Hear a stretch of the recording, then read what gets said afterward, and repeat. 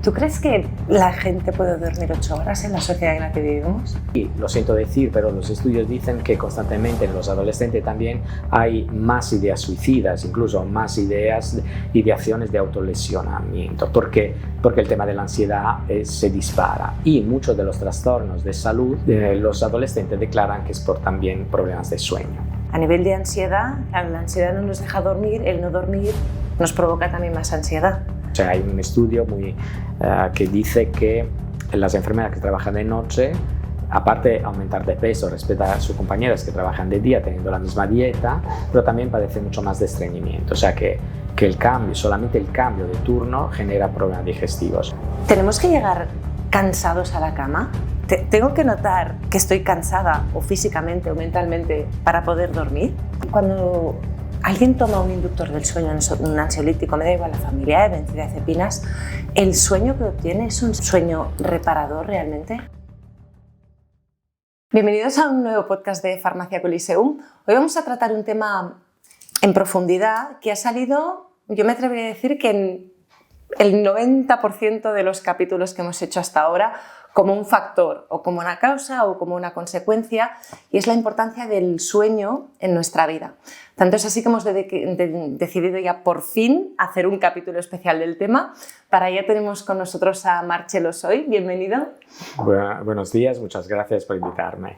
Bueno, Marcelo, ya lo conoceréis. Él es farmacéutico, es graduado universitario en dietética y nutrición en la Universidad de Vic, ¿correcto? Sí, exacto. Es máster en PNI, psiconeuroinmunología, que ya lo hemos hablado unas cuantas veces también. Ahora mismo está también pasando consulta en el Instituto Xavier Verdaguer. Muy bien. Y también es autor del libro, que lo tenemos aquí, Apágate Insomnio, donde muchos nos veremos reflejados en mayor o menor medida. La primera pregunta, ¿por qué te decidiste por escribir este libro, Marcelo? Muy buena pregunta, cómo llegó este tema. Llegó por la necesidad de mejorar la calidad del sueño en los pacientes. Es decir, veía pacientes que no le daban mucha importancia al sueño y al respeto de los ciclos circadianos. Visitaba pacientes con problemas hormonales, inmunológicos, digestivos sobre todo, y nadie ponía el foco en la calidad del descanso, como si eso fuera algo extra. Y me di cuenta que también mejorando el sueño mejoraba la salud del paciente. Entonces me centré en estudiar qué herramientas podía poner en marcha en la clínica para mejorar la vida de los pacientes, para que mejoraran. Y ahora realmente todas las intervenciones que hacemos, incluso a nivel digestivo, a nivel inmunitario, están enfocadas también en mejorar la calidad del descanso y en respetar los ciclos circadianos, o sea, tus horas de descanso y de vigilia. Ahora, después te preguntaré más sobre los ciclos. ¿Dormir es una necesidad vital, igual que respirar? Pues sí, dormir es una necesidad vital como comer o respirar. De hecho, si valoramos que, no sé, en Estados Unidos la vida media es 75 años, se pasan 25 años durmiendo, o sea, un 30% de la vida, o no más, ¿no? Sí, un 33% de la vida durmiendo. Entonces, es algo fundamental y realmente lo es por el tema de que el sueño es necesario para el desarrollo, para el crecimiento, para la memoria, para restablecer las funciones cognitivas, para ahorrar energía, para resolver infecciones, para mejorar la salud cardiovasculares. Es un tema sobre todo inmunitario, porque mejor dormimos y mejor resolvemos las infecciones. Y el sueño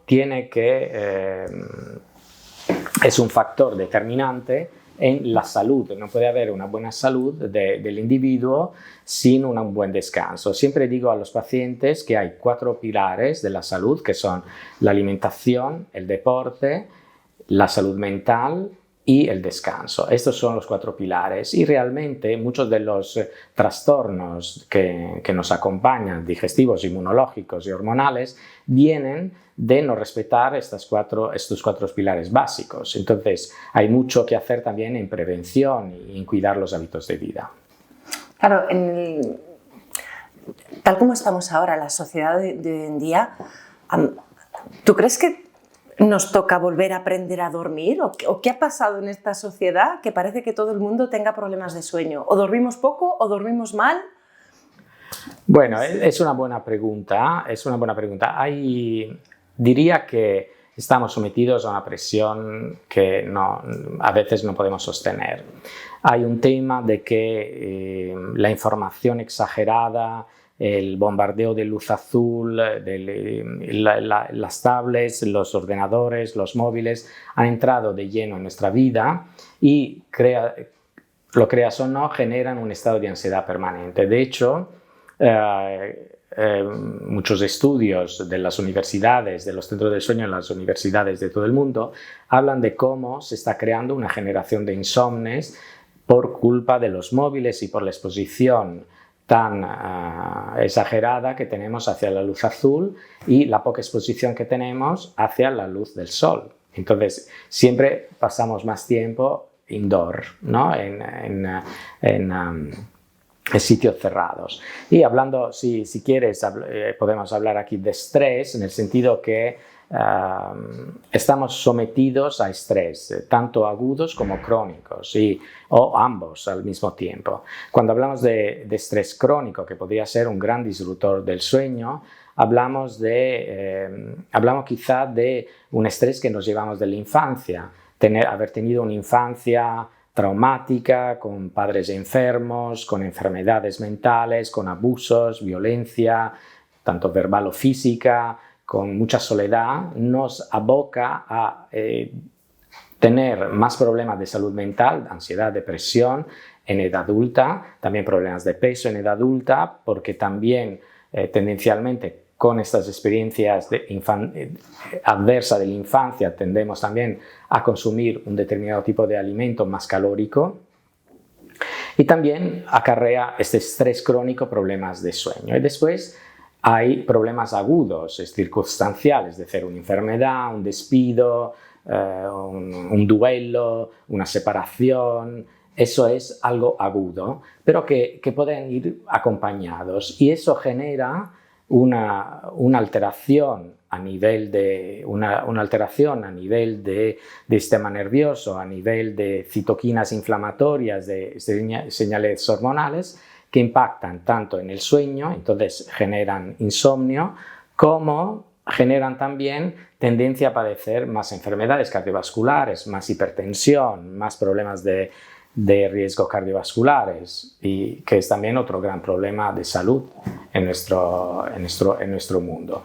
Entonces hay que hablar sobre todo del estrés. Y me había prometido empezar la charla con algo que me parece muy relevante cuando hablamos de sueño, cuando hablamos de descanso. Normalmente hablamos de cortisol, melatonina, ¿no? Cortisol como la hormona estrella del estrés y la melatonina como la hormona que te hace dormir. Pero ningún comportamiento del hombre, o sea, un insomnio, ninguna enfermedad, ningún problema de salud mental, ningún trastorno de ansiedad, está justificado solamente hablando de neurotransmisores, es decir, melatonina arriba, cortisol abajo. No es tan fácil porque ningún individuo lo puede separar de su entorno psicosocial, de su entorno educacional, institucional, personal. Es decir, que hay que valorar a la persona en su integridad. Y en nuestro campo, en la psiconeuroinmunología, nos gusta hablar mucho de hormonas y de neurotransmisores, pero eso no quiere decir que no tengamos en cuenta otros factores y que entendamos que el abordaje, por ejemplo, de una persona que padece insomnio tiene que ser multidisciplinar, incluso ayudándote con un psiquiatra o un psicólogo. Si, por ejemplo, hay todo ese bagaje de experiencias traumáticas infantiles que después te abocan también a padecer insomnio. Clarísimo. Entonces, es que no lo digo nunca y a veces mi discurso parece algo reduccionista porque hablo de neurotransmisores y cortisol, pero me parece importante que no subestimo de dónde viene el paciente, ¿no? De su entorno, de su realidad, porque eso es lo que marca realmente, más que una genética. Y los hábitos. Y los hábitos también. De hecho, aparte, si queremos hablar de problemas de causas, de que provoca una desregulación, ¿no? del sueño, y también, aparte, estrés crónico, estrés agudo, también una parte es debida a hábitos de vida, es decir, no respeto los horarios de descanso, me expongo demasiado tiempo a la luz blanca, a la luz artificial, no hago deporte, no me expongo a la luz del sol, abuso de cafeína, abuso de alcohol, abuso de sustancias tóxicas, tengo una alimentación equivocada, no tengo un horario fijo para ir a dormir. Todo esto son hábitos de vida que se tienen que corregir y que pueden provocar disrupción. Después también hay otro grupo de factores también que son, no sé, los trabajos de turnos, la gente que viaja muchísimo, que está en constante jet lag, ¿no? que viaja de un uso horario a otro, está en constante jet lag. Pues todas estas personas padecen tanto de problemas de insomnio y también directamente problemas digestivos, porque están muy conectados. Y claro, aquí también un problema de turnos a veces no es tan fácil resolver un insomnio debido a que se trabaja de noche y se duerme de día, porque esa realidad no se puede cambiar. Ahora, después te quería preguntar sobre esto. Antes es que ya has introducido varios temas que quiero profundizar un poco. Muy bien. Antes también, claro, todos podemos tener una mala noche, como tú has dicho, o por un estrés agudo o porque hoy no toca dormir. Claro, ¿cuándo nos tenemos que preocupar por nuestro sueño? Porque todos es eso, ¿no? Todos, pues hoy no puedo dormir porque estoy nervioso por algo o porque he cenado más de la cuenta. Esto es algo puntual que en principio no tendría por qué tener repercusiones negativas, ¿no? Fácilmente, sin hacer ninguna analítica. El hecho que tengas una mala calidad del sueño te lo dice tu nivel de energía diaria. Si después de una noche de descanso te levantas sin tener la sensación de haber recuperado, de haber realmente tenido un sueño reparador, eso es una gran señal de que algo falla. Y de hecho, el insomnio, aparte de los hábitos de vida, también está relacionado con problemas digestivos, ¿no? Si tenemos reflujo, si tenemos una infección de Helicobacter pylori en el estómago, podríamos tener reflujo también y podríamos tener también problemas de sueño, despertares continuos, porque el reflujo gastroesofágico provoca también apneas, ronquidos y apneas, y nos quedaríamos sin respirar. De hecho, un gran tema en el insomnio es la apnea, es decir, quedarme unos segundos sin respirar.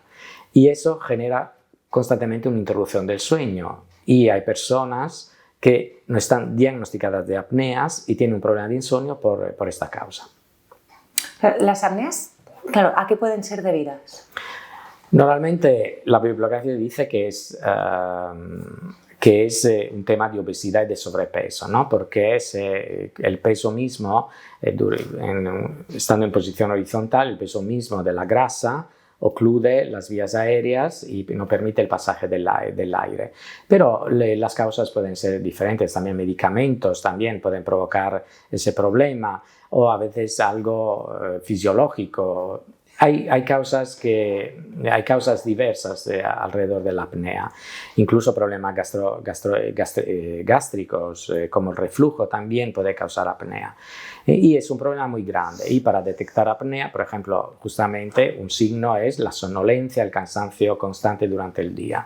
Ese es un signo ya de apnea y se tendría que valorar. Aparte, si duerme con la pareja lo detecta algo de apnea, pero no siempre es fácil. A lo mejor roncan los dos y tiene apnea los dos sin saberlo. Y se retroalimentan también. y no se escuchan el uno al otro. Tenemos que valorar las horas, o sea, hay unas horas de sueño determinadas que tengamos que dormir. La Asociación Americana del Sueño dice que tendríamos que dormir unas 8 horas, que es lo que se establece. Realmente sí que son 8 horas porque de media, en una curva gaussiana, tendríamos que hacer 5 ciclos de sueño. Es decir, estas 8 horas de sueño que tendríamos que cumplir están formadas por ciclos que duran 1 hora y media. Y durante la noche tendríamos que dormir una media de 5 ciclos. Cada ciclo está compuesto por fases de sueño que son sueño ligero, sueño profundo y sueño REM. Sueño ligero es la primera media hora de sueño, cuando todavía estoy muy cerca de ¿no? No estoy todavía en sueño profundo, o sea, no me he desconectado de mi realidad, todavía puedo oír cosas al principio. El sueño profundo ya es la fase ¿no? de que me abandono y pierdo el sentido de la realidad. Después, la última fase del sueño es la fase REM, donde aflora de nuevo la conciencia, donde yo sueño muchísimo y al mismo tiempo no me puedo mover para que los sueños que estoy viviendo no me generen ningún movimiento y no sé si sueño de ser Superman, que no abra la ventana y me ponga a volar, ¿sí? Eso es el sueño REM. Y esta fase REM, que es la última parte del ciclo del sueño, sería la fase ideal en la cual despertarse, porque es la fase donde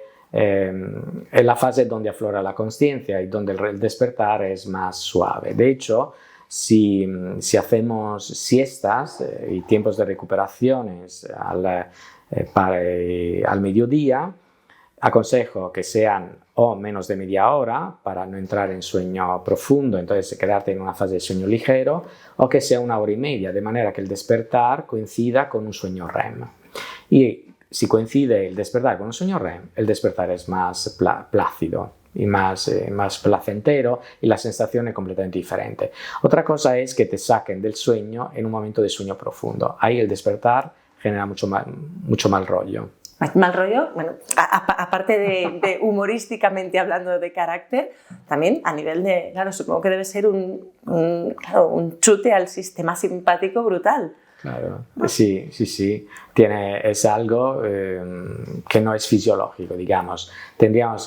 Durante la noche justamente tenemos microdespertares en todas las fases REM, las fases donde soñamos, pero si tenemos un sueño de buena calidad, enlazamos un ciclo de sueño con otro. Entonces, fase REM, que es la quinta fase de cada ciclo, enlazamos con otra hora y media, otro microdespertar y no pasaría nada, porque no nos daríamos cuenta si la calidad del sueño es buena. El problema es cuando la calidad del sueño es mala, porque a lo mejor hay una hiperactivación del sistema nervioso, del sistema vegetativo, que es el sistema simpático, y entonces tengo muchísimas catecolaminas dando tumbos por mi cerebro y eso me genera mucha hiperactivación y es más fácil despertarse durante la noche. Sí, claro. Es que, ojalá, claro, tú dices, hay que dormir 8 horas. ¿Tú crees que la gente puede dormir 8 horas en la sociedad en la que vivimos? No, es un problema, pero no necesariamente tenemos que dormir 8 horas. Uno tiene también que verse a sí mismo. Hay personas que duermen 4 ciclos que corresponden a 6 horas y se encuentran muy bien. Yo soy muy alondra, soy una persona que le gusta madrugar, soy una madrugadora y con 6 horas puedo funcionar. Otra cosa es que me guste a veces dilatar este tiempo, pero con 6 horas puedo funcionar. Ahora que has hablado de alondras, te quería preguntar, porque aquí también lo explicas en el libro, el tema de los cronotipos. ¿Qué son los cronotipos? Los cronotipos es tu tendencia natural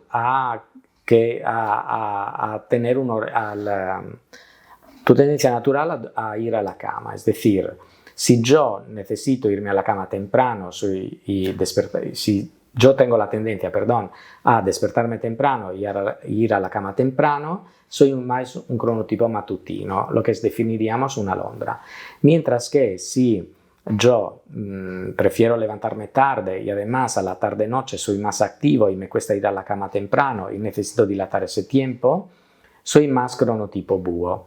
Realmente tendemos, los estudios nos dicen que la sociedad actual es como un cronotipo intermedio, no hay alondras 100% o búhos 100%. Pero es verdad también que nuestra sociedad moderna está hecha para las alondras, es decir, todo empieza temprano. Y los búhos y las personas más noctámbulas sufren muchísimo. Y los adolescentes son noctámbulos por naturaleza, es decir, en la adolescencia nosotros nos convertimos en personas búho, en personas más noctámbulas. Y eso comporta que no solamente nos cueste ir a la cama temprano, sino que no podemos quedar mucho tiempo en la cama a la mañana porque a las 8 de la mañana empiezan las clases normalmente en la escuela, en la universidad. Y entonces los adolescentes o los adultos jóvenes tienen muchos problemas de falta de horas de sueño y un problema que toma el nombre de jet lag social. Jet lag social es la constante pérdida de horas de sueño debido a un desfase entre lo que te dicta tu fisiología y lo que te dicta la sociedad y los horarios de trabajo y de compromisos. Entonces, eso comporta una pérdida de horas constante que baja el rendimiento, te aboca a padecer más trastornos de ansiedad, trastornos incluso de depresión. Y lo siento decir, pero los estudios dicen que constantemente en los adolescentes también hay más ideas suicidas, incluso más ideaciones de autolesionamiento. ¿Por qué? Porque el tema de la ansiedad se dispara y muchos de los trastornos de salud, o un tercio de los trastornos de salud, los adolescentes declaran que es por también problemas de sueño. Es que además estamos hablando de la adolescencia que aún nos estamos formando. Claro. Nuestro cerebro aún tiene esta neuroplasticidad. Sí, y además son los que probablemente abusan más del uso de la tablet, del uso de los móviles, entonces están constantemente expuestos a esa luz azul de los móviles, que es una gran alteración, una gran disrupción de los ciclos circadianos. Y hay también otro trastorno de ansiedad que probablemente le toca a los jóvenes, pero no solo, es la ecoansiedad. ¿Qué es la ecoansiedad? La ecoansiedad. La Asociación de Psicología Americana, la APA, habla ahora de ecoansiedad como un trastorno de ansiedad, ninguna enfermedad, pero un trastorno de ansiedad debido al miedo de que acaba un cataclisma, una catástrofe ambiental en cualquier momento. Y eso debido a que todos los eventos que estamos viviendo a nivel de cambios climáticos están generando una ansiedad muy grande, además un bombardeo constante de noticias, pensamos en la Dana, ¿no? Ha sido un desastre natural, ha involucrado a muchísimas personas, muchísimo muerto, muchísimo dolor, y nosotros hemos tenido un bombardeo de información después de la Dana brutal. Y eso, quieras o no, genera un estado de ansiedad. Y en relación con la ecología, con el ambiente, pues se habla de ecoansiedad, pero hay mucha más trastornos de ansiedad debidos también al bombardeo de información. Pensamos ahora en la situación geopolítica, ¿no? Que Trump quiere adquirir Groenlandia y que de repente esto es un poco de loco y es muy difícil y acabe muy rápido y es muy difícil de asimilar. Además, hablando ya claro, estamos hablando de PNI, estamos hablando de medicina integrativa, donde ya has ido explicando que todo está relacionado. A nivel de ansiedad, claro, la ansiedad no nos deja dormir, el no dormir nos provoca también más ansiedad. Exactamente. Mira, es interesante, los mecanismos, el insomnio aparece, normalmente hay como factores predisponentes, que son los factores genéticos, es decir, probablemente hay personas ya en la familia que no duermen, entonces son factores que te predisponen. Y después hay factores también de moderación, tipo la edad, el sexo, ¿no? Si padezco alguna enfermedad o si tomo medicamentos. Todo esto genera un estado de alerta constante, una hiperactivación, que después se traslada a una disrupción del ciclo circadiano, que ahora explicaremos qué es, si quieres, y que puede generar insomnio. Aparte de estos factores predisponentes, hay factores provocadores, que son lo que hemos hablado, ¿no? El estrés agudo, el estrés crónico, es decir, estrés crónico, tengo que decir que no tenemos formación en saber gestionar nuestras emociones, no tenemos formación en eso, lo aprendemos a golpes de puños muchas veces, y por eso que me parece fundamental para mis pacientes que vayan también, que incluyan la psicoterapia dentro del tratamiento, porque lo veo importante para mí, pero lo veo importante también para ellos. Y después el estrés agudo, es decir, un duelo, ¿no? una rotura sentimental, una enfermedad. También eso a veces cuesta procesarlo solo, entonces se necesita una ayuda. El estrés crónico y agudo es un factor precipitante. Y después hay también dentro del sueño factores perpetuantes, que son que yo no duermo y asocio en la cama a no dormir. Entonces se genera también un círculo vicioso donde me genero una ansiedad solamente a la idea de ir a la cama porque sabré que será otra noche mala. Entonces eso también, ese círculo vicioso también alimenta el problema del sueño. Y esto, digamos, es cómo se construye un insomnio. Y cada persona también es un mundo, entonces hay que valorarlo. Vino hace poco, esta semana, tuve una paciente. Tienes un trastorno de ansiedad grave, tiene un estrés agudo, ha perdido 4 trabajos, es autónoma, libre profesionista, ha perdido 4 trabajos, la madre muy enferma, bueno, un estrés agudo muy... Entonces, vino y me explicó cosas muy graves, o sea, tenía un estado de ansiedad muy grave, tanto que me dijo una frase como me quiero morir, aparte de no poder dormir. Y también abusar ahora de alcohol o de otras, o de comida inapropiada. Pues hasta que no se resuelva eso, es muy difícil, hasta que no se transite en ese duelo, ¿no? y se resuelve esa situación de estrés agudo, será difícil recuperar el sueño, pero también será difícil que mejore la salud en general, ¿no? que mejore la salud intestinal y la salud inmunitaria y la salud hormonal también. Entonces, ese paciente tiene que abordar el insomnio no con un nutricionista, con un psiconeuroinmunólogo, pero con una persona más preparada en temas de psicoterapia, ¿no? Con un psicólogo preparado para transitar en este momento de mucha dificultad. Hablemos de ritmos circadianos. ¿Ves? Nos estamos poniendo demasiado serios, ¿no? Y ciclo circadiano, ¿qué quiere decir ciclo circadiano?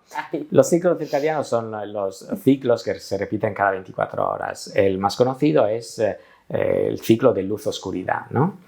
Y estos ciclos, las horas de luz y oscuridad, están ligadas a 2 hormonas fundamentalmente, que son el cortisol y la melatonina, que también oscilan durante el día, durante las 24 horas del día. Por eso se dice que cortisol y melatonina son 2 hormonas que siguen un ciclo circadiano. El cortisol sube a las 3, 4 de la noche, tenemos un pico a las 8 de la mañana y después variaciones a lo largo del día, pero tiene una curva decreciente hasta llegar a las 8 de la tarde, cuando tiene que subir la melatonina. La melatonina se produce en situación de oscuridad gracias a un reloj central que está en una zona del cerebro que se llama hipotálamo, donde hay este reloj central que se llama núcleo supraquiasmático, que recibe la luz durante el día y que inhibe la producción de melatonina por parte de la glándula pineal, pero al recibir ya cuando hay oscuridad, los ojos dejan de percibir luz y entonces el núcleo supraquiasmático activa la glándula pineal para que se libere melatonina. Y la melatonina tiene un efecto inductor del sueño, además de muchas otras acciones, pero tiene esa acción. Entonces es muy importante para inducir el sueño justamente estar expuesto a esas horas de oscuridad. Si yo a las 8 de la tarde estoy trabajando con este nivel de luminosidad, es muy difícil que haga mi curva de melatonina correcta y que pueda dormir. Súper bien explicado. Sí, ritmo circadiano. Claro, entonces, ¿cómo puede ser que algunos incluso podamos dormir si estamos todo el día expuestos a la luz artificial? Muy buena pregunta. Tenemos que evitarla en determinadas horas, es decir, la necesitamos durante el día porque es activadora, porque el cortisol lo necesitamos también, que el cortisol no es malo, ¿no? Lo que hablaba antes, no todos son neurotransmisores, pero Y el cortisol, que es por antonomasia la hormona del estrés y que es considerada como el malo de la película, realmente te hace, durante el día lo necesitas, porque gracias al cortisol tú te activas, puedes trabajar con eficacia, con resolver problemas, correr detrás de un bus si llegas tarde, responder a una necesidad, a un problema familiar, ¿no? en breve tiempo. Todo esto es cortisol. Si tienes buenos niveles de cortisol durante el día, tú te activas y puedes funcionar. El cortisol, pero tienes que bajar a la noche porque gracias a la baja del cortisol también se estimula la melatonina. Y entonces tenemos que exponernos a la luz blanca, la luz del sol, incluso durante el día, para tener buenos niveles de cortisol y de hormonas del estrés y de noradrenalina y adrenalina para poder funcionar. Pero después a la noche tenemos que bloquear la luz azul y bloquear la luz blanca, la luz artificial, porque es un gran disruptor para el cerebro. ¿Estamos hablando de todo tipo de luz artificial? Sí, la blanca. De hecho, a la tarde-noche tendríamos que bajar las luces al máximo y utilizar luces cálidas. Por ejemplo, la luz del televisor parece que no sea tan dañina como la luz del móvil. La luz del móvil tiene una frecuencia de luz azul mucho peor. Existen para hacer, aparte de poner luz cálidas, bajar las luces de casas, existen también gafas que filtran la luz azul, que se podrían poner a partir de que haga oscuro para bloquear esta luz azul y permitir tener mejores niveles de melatonina a la noche. Porque claro, estamos pensando, y el otro día leyendo el libro, claro, me venía y se lo voy a preguntar a Marcelo. Claro, siempre criticamos el uso de pantallas por la luz, por la noche y también a nivel de activación, pero claro, las personas que están con la luz encendida porque están leyendo un libro físico, ¿eso también lo están haciendo mal? Sí, o como tener luz cálida perfecta y después llega la hora de lavarse los dientes y pones una luz blanca como esta en el baño, que es típico. Bueno, no estás haciendo todo perfecto. Me he puesto la música binaural, me he puesto la música relajante, he hecho mi meditación, estoy con mi ejercicio de respiración, no sé qué, me falta lavar los dientes. Voy al baño y hago clic y la luz blanca. Eso de repente la melatonina que estaba subiendo hace... Aunque solo sea pues, el tiempo de lavarte los dientes. Pero no todo, volviendo a un tema más amplio, no todo se puede justificar con luz azul. Es decir, que volviendo al tema del estrés, probablemente no hay la luz azul es dañina, la luz artificial te provoca alteración del ciclo circadiano, alteración del ritmo de vigilia y sueño y puede alterarte el sueño, el descanso, pero qué día has tenido en el trabajo o cómo te han acogido en casa a la vuelta, eso es mucho más importante. Puede más sí, que... Sí. Tengo un paciente con problemas, con una enfermedad digestiva, que tiene un problema con su pareja, en fin, desde hace años. No se siente valorado, la relación es nula, no hay cariño,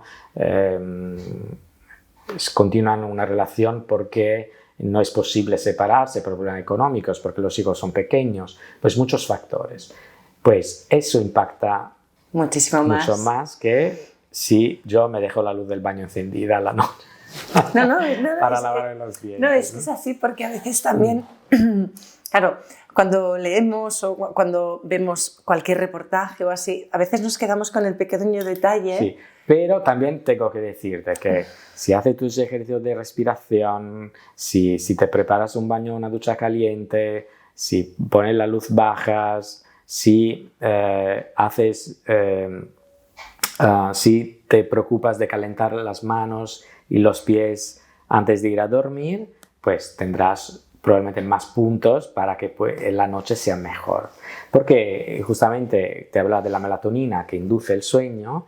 La melatonina también induce un cambio de temperatura. Es decir, que a la noche el core y el cerebro se tienen que enfriar unos grados y para hacer esta bajada de temperatura se tiene que disipar energía a través de manos y pies y a través de la piel. Si yo a la noche llego muy estresado y además tengo manos y pies fríos, no podré disipar mucha temperatura, estos grados en exceso que tengo que perder, en el ambiente porque tengo vasoconstricción. Entonces es muy importante a la noche calentar los pies, calentar las manos para permitir que el core y el cerebro se enfríen para poder dormir. Y este cambio de temperatura lo hace la melatonina, es decir, a partir de que suba la melatonina yo empiezo a enfriar el core, empiezo a enfriar el cerebro y empiezo a disipar energía. Y lo sabemos porque los niños a la noche empiezan a tener ojos vidriosos, mofletes rojos, las orejas rojas y dice, el niño está muy caliente, justamente está enfriando. Está disipando. Está enfriando. Y si dormimos con nuestra pareja, si está comportando como un radiador, pues es probable que esté durmiendo muy plácidamente porque está manteniendo su cuerpo frío internamente y está disipando la temperatura en exceso a través de la piel. Claro, es que esto me parece muy curioso porque ponías también que tenía que estar más o menos, no sé si 19 grados. Exacto. 20. Claro, aquellos, yo me incluyo, que dormimos en invierno como si fuéramos a hibernar, que nos tapamos y tapamos, claro, no lo estamos haciendo muy bien, ¿no? No sé, pero sí que las manos y los pies tienen que estar calientes. De hecho, no te sabría responder, pero manos y pies tienen que estar calientes. De hecho, hasta que los pies no se calienten, no vamos a dormir. No, vale. Lo sabemos. Sí. Lo sabemos. Y dormir con excesivo calor tampoco es bueno. Pero te diría también que he tenido una pareja que con la mujer que no podía dormir y ponía la habitación súper fría. Y el marido, que tenía un buen sueño, no podía descansar porque hacía demasiado frío en la habitación. O sea que al final, no sé. Al final cada uno también, bueno, a ver, estamos hablando de un tipo de visión de salud donde la individualización es muy importante. Exactamente, Entonces, exactamente. No. Porque a veces el insomnio te viene sobre todo porque la pareja ronca muchísimo o porque hace muchas apneas también y constantemente te despierta, ¿no? Incluso por la preocupación que se está quedando sin aire. Pues primero tiene que llevar la pareja a un médico para que se haga una polisonografía, que es una prueba para detectar apnea y a ver cómo se puede resolver el problema.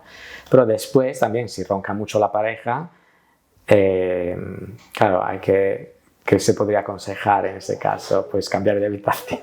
Por ejemplo. Y a veces es posible, a veces no. Pero el cambio de habitación a veces es un pequeño cambio que te genera mucho bienestar. Volviendo a los ritmos circadianos y volviendo también al tema que has comentado de búhos, alondras y también de los turnos de trabajo, claro, un trabajador nocturno, ¿qué le pasa con este cortisol y esta melatonina? Claro, tiene una gran disrupción circadiana y por eso, en este caso, la melatonina le iría bien a una persona que trabaja por turnos porque tiene el ciclo circadiano completamente invertido. Habría que valorar cada persona que hace turnos, hay que valorarlo, pero las enfermeras o los médicos en los estudios científicos son los más estudiados porque son los que normalmente hacen los turnos. Ahora hay muchas empresas que hacen este tipo ¿no? que turnan muchísimo a sus trabajadores. Pero las enfermeras acostumbran a tener problemas digestivos.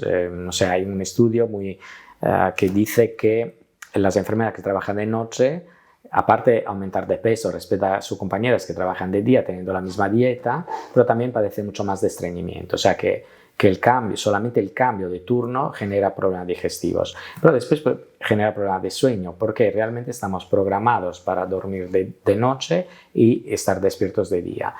Y de día la calidad del sueño no llega a ser tan buena como la de las horas nocturnas. También porque hay mucho más ruido ambiental, ¿no? más luz, es más difícil aislarse, pero también porque a nivel hormonal no hay un cambio que el cuerpo tiene que asimilar y no es tan fácil.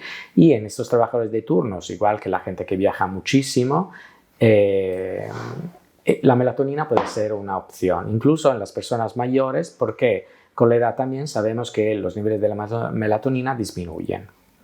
Entonces, también en un insomnio de persona mayor, también la melatonina podría ser una buena opción.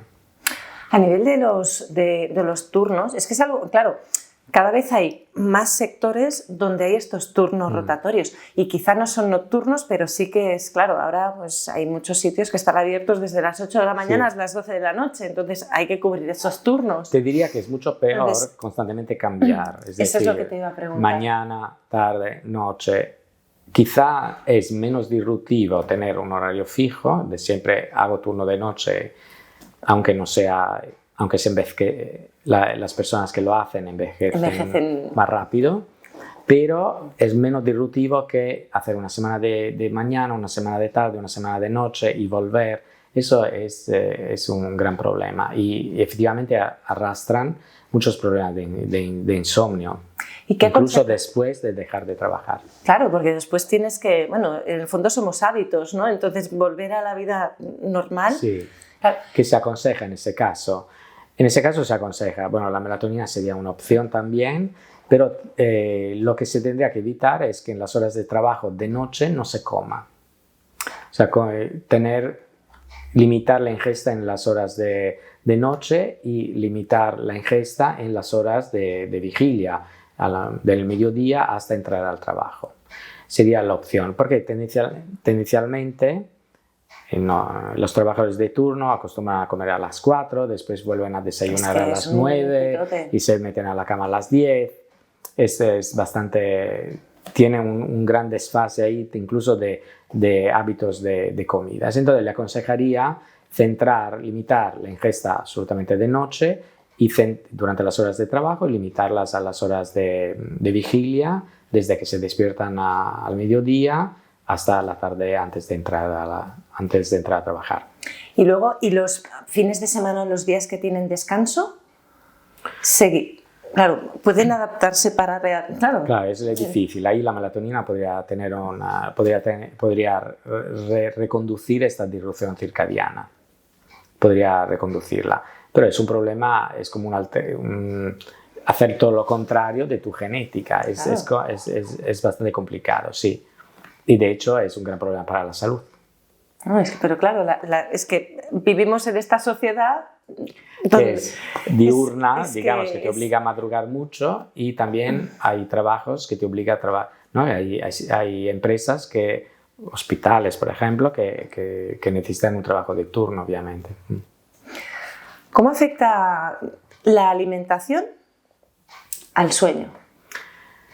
Buena pregunta. Hay alimentos que se tendrían que evitar, obviamente todos los estimulantes, la cafeína, el alcohol, por ejemplo. Hay personas que recurren al alcohol porque mejora el dolor crónico, por ejemplo, o porque ven que con un poquito de alcohol parece que mejora el sueño.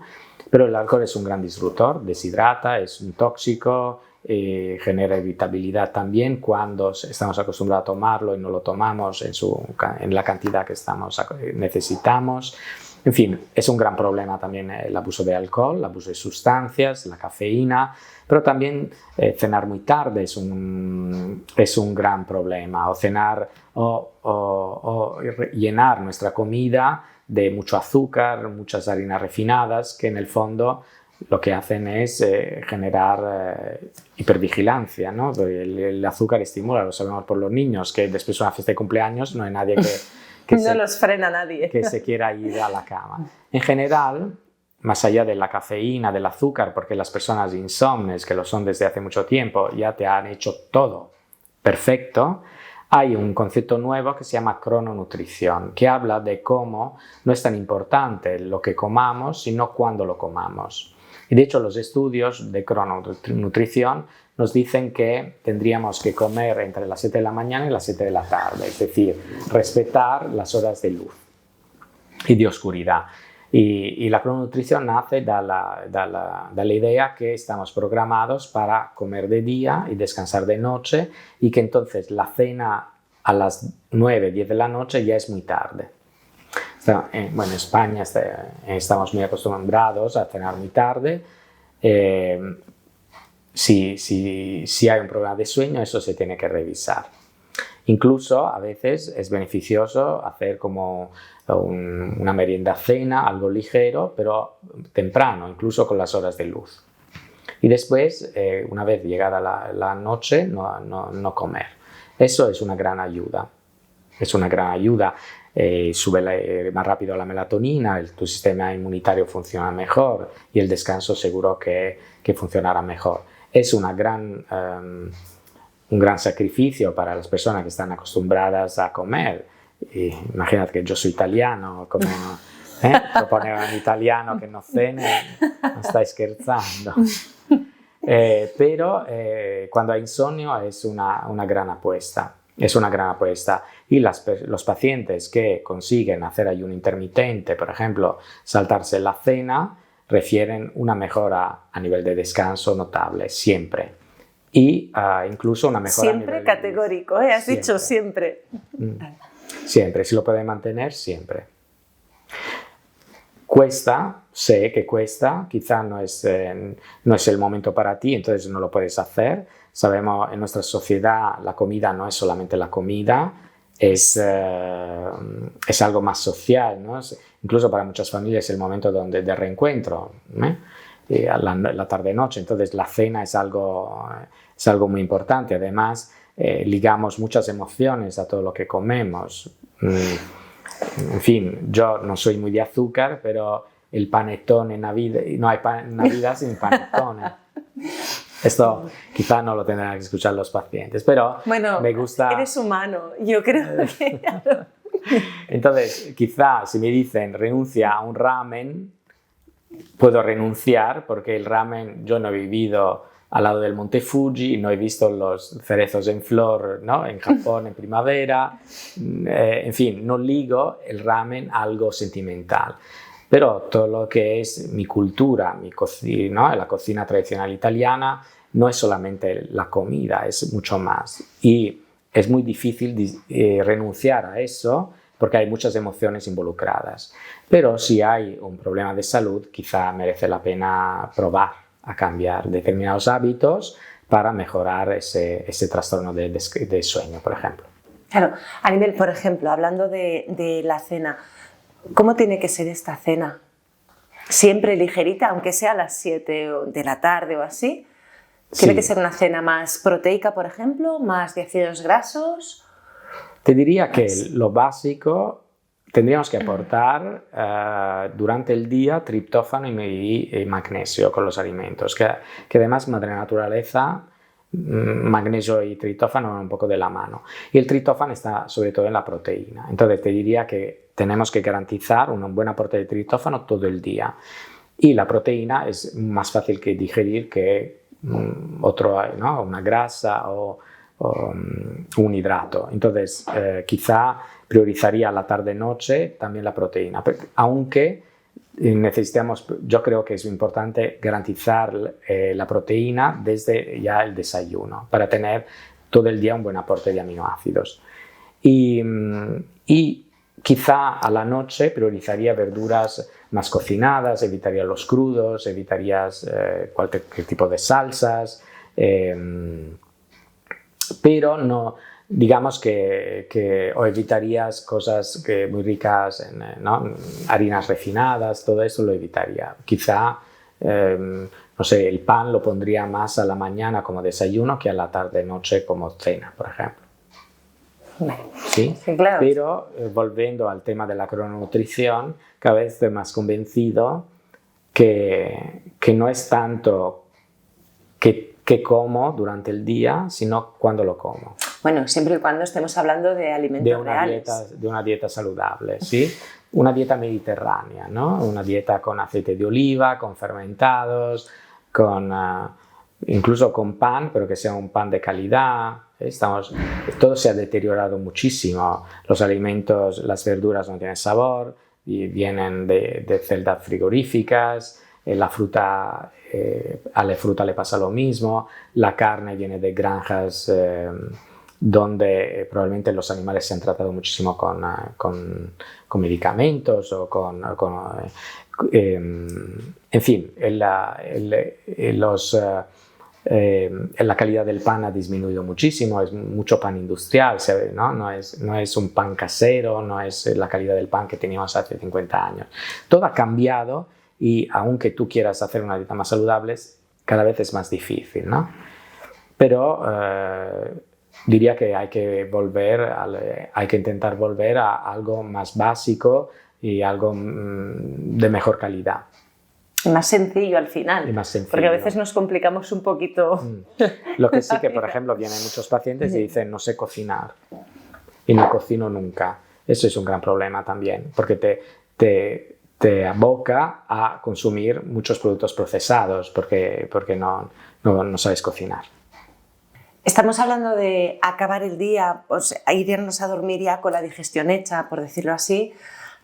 Claro, también hay conexión entre el sueño, el sistema nervioso y nuestro intestino, cosa que hemos hablado muchísimo durante varios capítulos. Explícame un poco por ahí. No he priorizado este tema porque se habla muchísimo de este tema del eje intestino-cerebro. Pero ¿no? hay que nombrarlo. Y de que realmente el intestino es nuestro segundo cerebro. El intestino y el cerebro están conectados gracias a un nervio que conocemos muy bien, que se llama nervio vago. Y es un nervio que recibe información desde el intestino y lo lleva hacia el cerebro. Y estas señales que le llegan del intestino pueden alterar el estado de ánimo. Pero además se sabe que la conexión es bidireccional, es decir, también el cerebro, las emociones impactan sobre la transmisión nerviosa y transmiten señales también al intestino. El nervio vago es uno de los canales de comunicación, pero hay toda una serie de sustancias, citoquinas inflamatorias, péptidos bacterianos, proteínas bacterianas que funcionan como tóxicos, todas hormonas, todas estas sustancias generan una activación del sistema nervioso que envuelve todo nuestro intestino y al final se traduce en una señal hacia el cerebro. Y la actividad del intestino condiciona la actividad del cerebro y del sistema nervioso. Por eso es tan importante tener una buena salud digestiva. De hecho, hemos hablado de alimentación, de deporte, de salud mental, de insomnio, y son factores fundamentales, pero otro factor fundamental, si lo queremos poner, es la salud de la microbiota. Porque tener una flora bacteriana buena nos permite producir toda una serie de neurotransmisores importantes que se producen a nivel intestinal, como la serotonina, el GABA, la melatonina, la dopamina, que funcionan de señales para el cerebro. Y incluso hay probióticos como el Lactobacillus helveticus o el Bifidobacterium longum, que son bacterias, en un caso bifidus, en el otro lactobacillus, que generan una mejora en el estado de ánimo. De hecho, comercialmente, seguro que en la farmacia vuestra tenéis un producto como Pegastres, por ejemplo, o Colon Calm, que tienen, aparte de estas dos cepas, también cepas de Lactobacillus rhamnosum, plantarum, que lo que hacen es modular la información que del intestino va al cerebro para que nosotros tengamos un mejor estado de ánimo y tengamos menos ansiedad e incluso podamos descansar mucho mejor. Claro, pensando, claro, no hay melatonina si no hay serotonina.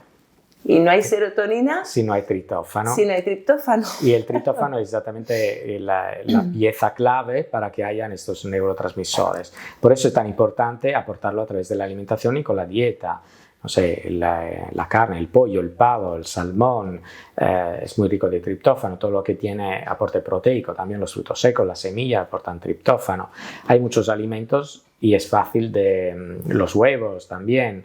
Aportan las legumbres, aportan triptófano, con lo cual es muy fácil de aportar, ¿sí? Pero es fundamental que haya un buen aporte de proteína diario para eso. Y a veces, sobre todo cuando nos hacemos mayores, la proteína no se garantiza, mientras se realiza una dieta más rica de grasas saturadas o más ricas de hidratos de carbono o de harinas, mientras que la proteína queda un poco relegada, cuando es lo más importante quizá para nuestros neurotransmisores. Hablemos de deporte, porque siempre se ha relacionado también, se dice, pues si haces deporte duermes mejor. ¿Es así? Es así, obviamente, pero también el deporte, sí, para un insomne habría que ver cuándo. Y entonces, de norma te diría, el deporte es mejor hacerlo durante las horas del día porque si haces un deporte que suda mucho, altera la temperatura corporal. Y que hemos dicho antes que tenemos que bajar la temperatura interna. Si yo llego a casa sudadísimo y que he hecho 3 horas de tenis, para que yo empiece a perder energía, a perder temperatura y que tenga buenos niveles de melatonina y que pueda dormir, pasará tiempo. Entonces, es un problema. Si yo hago un deporte donde sudo mucho, donde me exige muchísimo la actividad física, quizá mejor ponerla durante las horas del día. Si mi deporte es ajedrez, pues bueno. ya es diferente, ¿no? En general te diría eso. Entonces, el deporte es mejor durante las horas de día, sobre todo por la mañana, porque podría generar demasiados estímulos, pero también dificultar esa pérdida de temperatura que necesitamos obtener para garantizar el sueño. Pero después se puede matizar.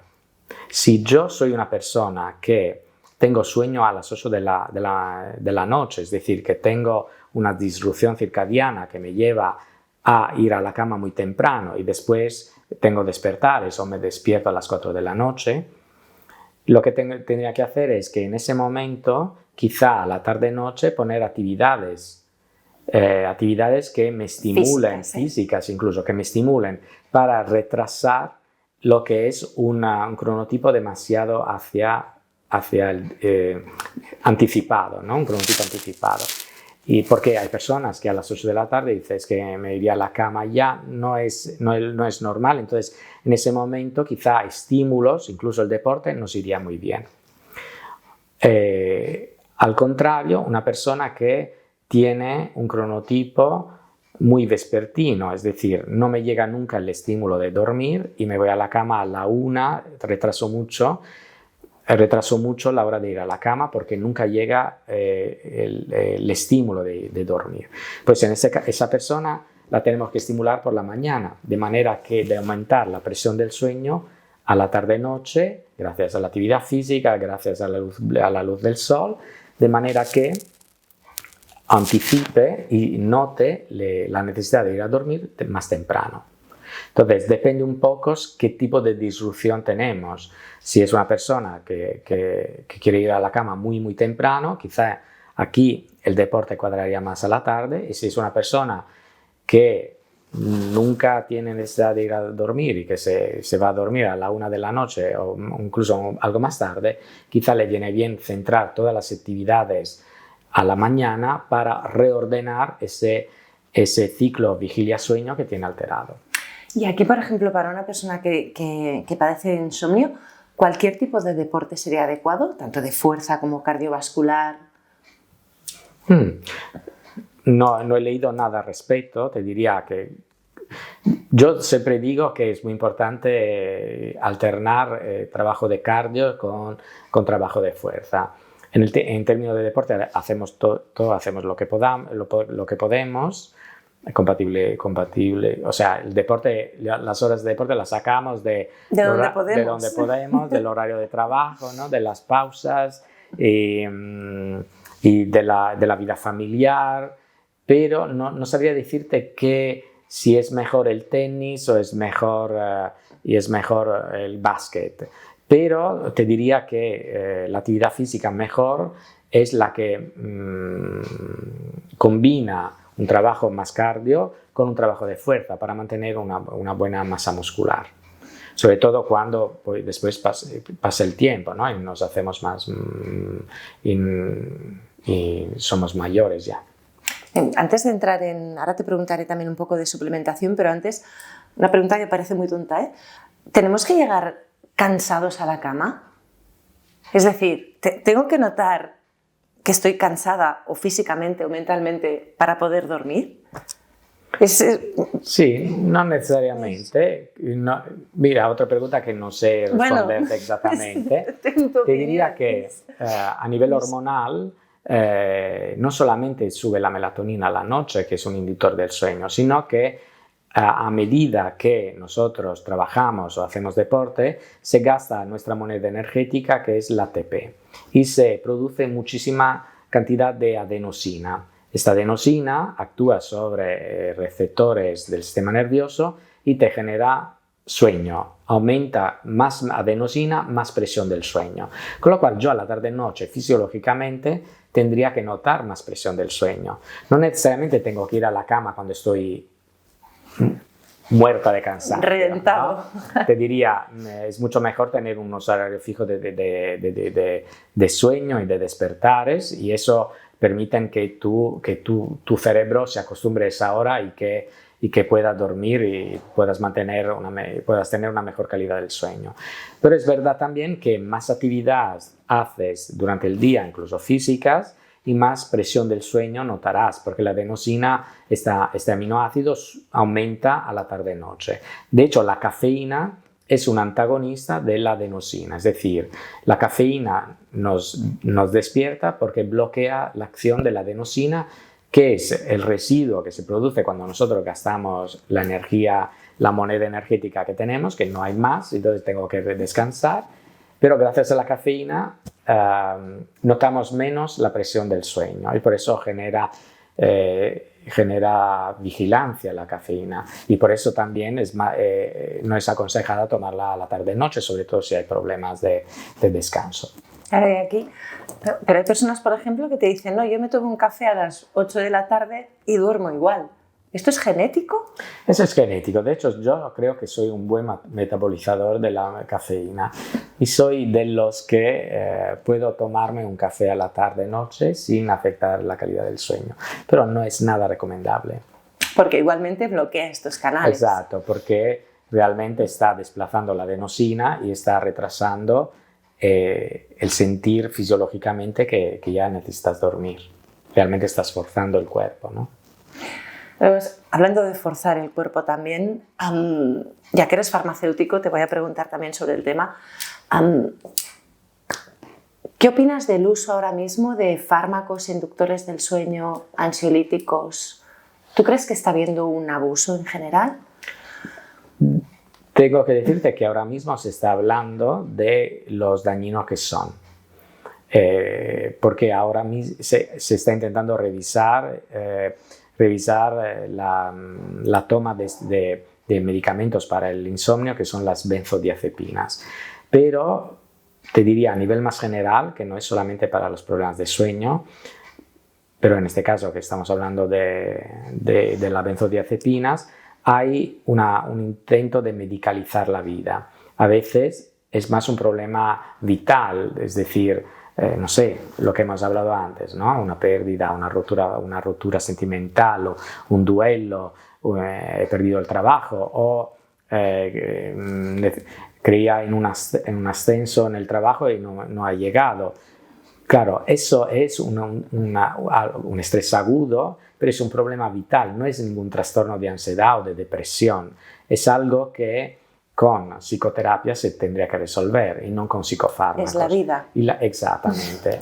Y la tendencia es medicalizar todo lo que nos pasa de malo para después quedarnos con el medicamento mucho más tiempo de lo que necesitamos.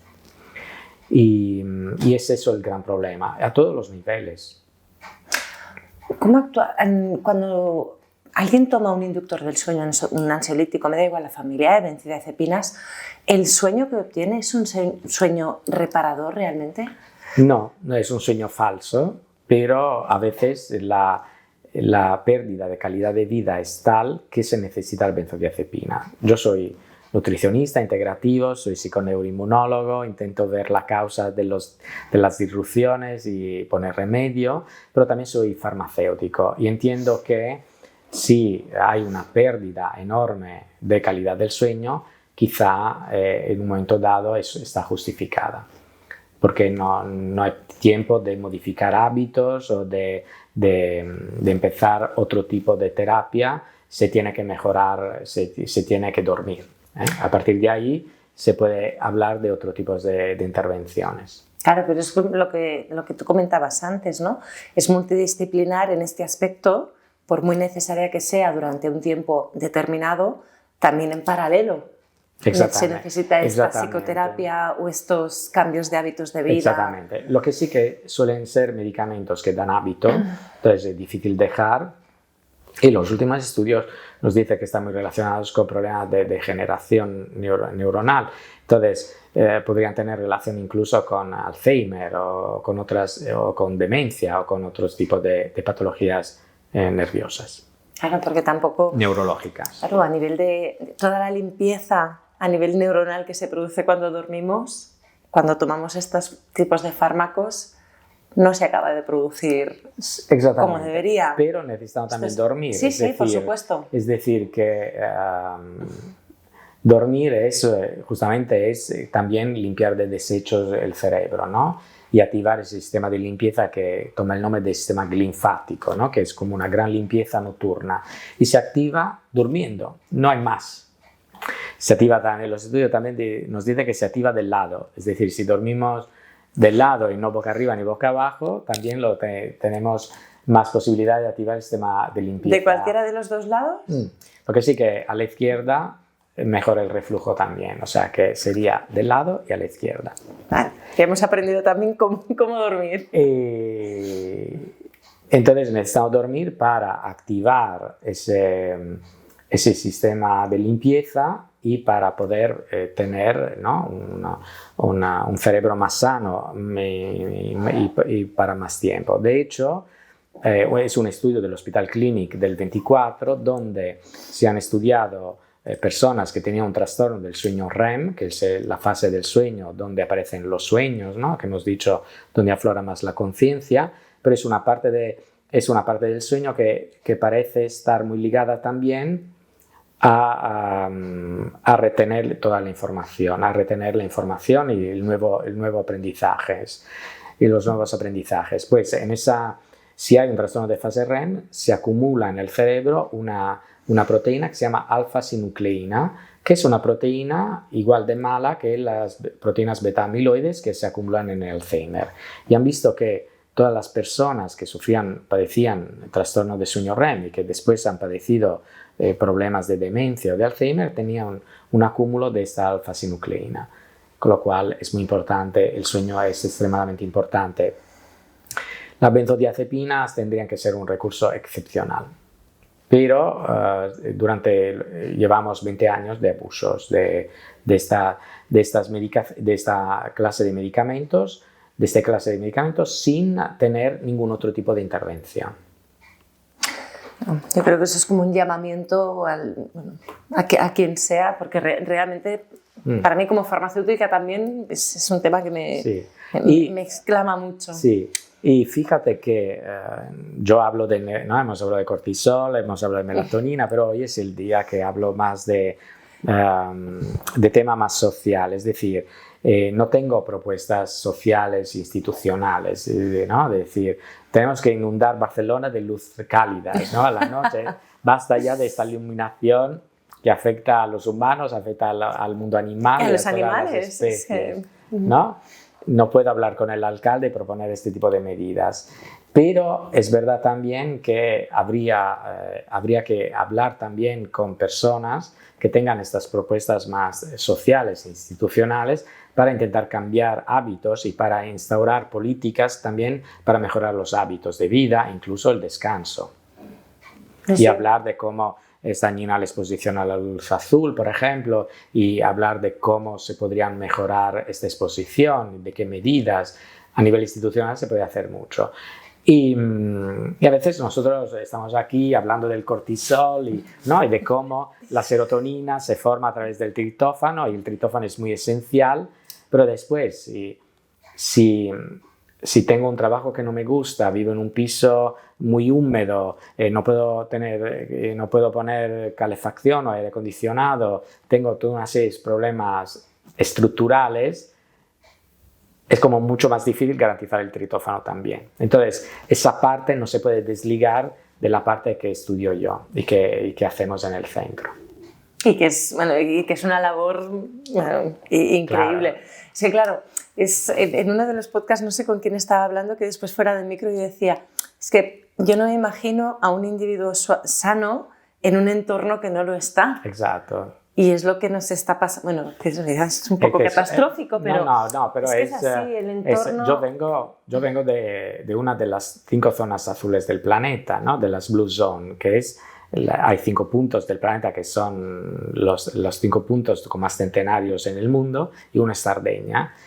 Y vengo de esa tierra y he visitado esos pueblos de centenarios y tengo que decirte que no hacen nada extraordinario, pero todo lo que le envuelve es extraordinario. Es decir, la cero contaminación, cero contaminación acústica, no hay mucha contaminación lumínica.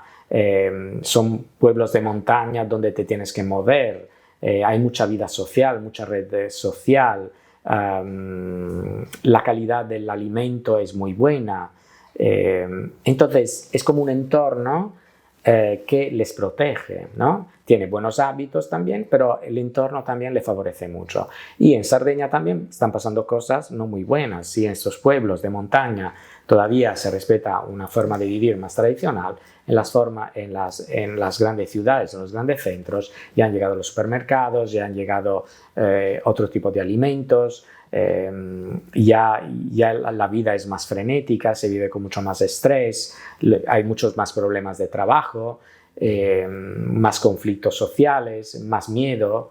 Entonces ya empiezan los problemas también de salud y de sueño también.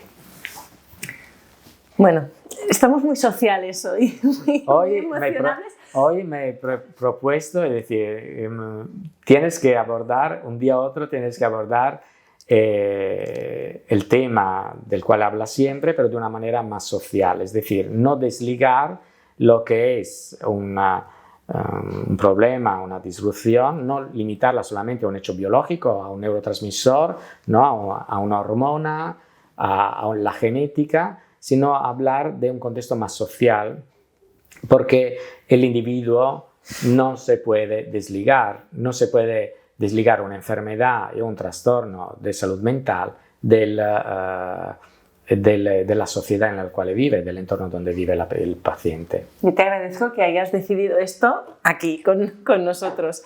No sé si quieres hablar de suplementos o lo dejamos en el tema social. Si quieres, volveré. Hombre, por supuesto. Si tú quieres, puedes volver cuando quieras. Volveré y dedicaremos a lo mejor un otro podcast solamente a los suplementos y a las opciones alternativas que hay: magnesio, melatonina, glicina, ashwagandha, rodiola. Hablaremos de todo esto, suplementos, la próxima vez. Hombre, pues eso quiere decir que has estado bien porque quieres volver, ¿no? Lo que sí que voy a acabar, y esto sí que te lo pregunto y creo que la respuesta está clara. ¿La suplementación es tu primera propuesta cuando hay un insomnio?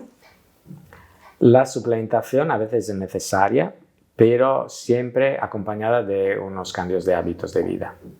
Y siempre, cada vez más, en la clínica estamos entendiendo que realmente los cambios de comportamiento son los que más impacto tienen.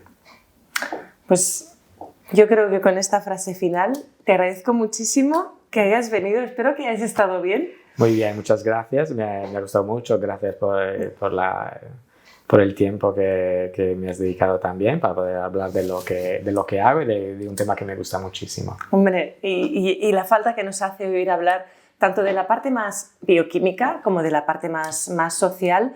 Y esto, ¿no? Pues es que la integración de cómo la sociedad también, porque a veces hay trastornos que parece que estamos haciendo las cosas mal, uno mismo. Hay mucha culpa.